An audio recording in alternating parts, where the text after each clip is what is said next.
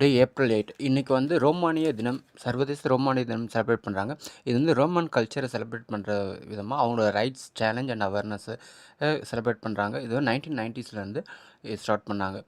தென் இன்னைக்கு செகண்டாக பார்த்தீங்கன்னா நேஷ்னல் ஆல் இஸ் அவர்ஸ் டே அப்படின்னு ஒன்று செலிப்ரேட் பண்ணாங்க. இது அந்தளவுக்கு பெருசாக இல்லை, பட் தெரிஞ்சுக்கோங்க. 3 வியூஸ் ஆஃப் அப்ரிஷியேஷன். ஃபஸ்ட்டு வந்து பியூட்டி ஆஃப் நேச்சரை பார்க்கணும். செகண்ட் வந்து செலிப்ரேட் த டே. தேர்ட் வந்து ஷேரிங் வாட் வி ஹேவ். நம்மக்கிட்ட என்ன இருக்கோ அதை செலிப்ரேட் பண்ணணும்.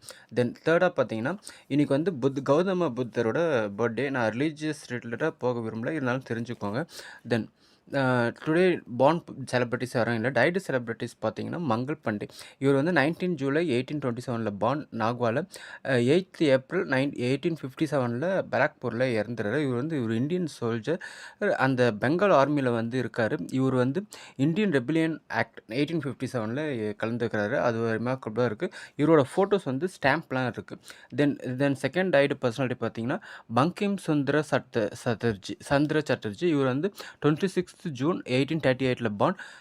டைடு பார்த்தீங்கன்னா திஸ் டே 8th ஏப்ரல் 1894 கொல்கட்டாவில் இறந்துறாரு. இவர் வந்து ஒரு ரைட்டர், போயட் அண்ட் ஜேர்னலிஸ்ட். அதாவது எழுத்தாளர், கவிதை எழுதுறவங்க, அப்புறம் வந்து பத்திரிகையாளர். தென் லாஸ்ட்டாக ஒரு டைட் பர்சனாலிட்டி பார்த்தீங்கன்னா பபோலோ பிகாசோ. இவர் யாருன்னா வந்து இந்த பெயிண்டர், பிகாசோ ஓவியம்னு சொல்லுவாங்களே அவர்.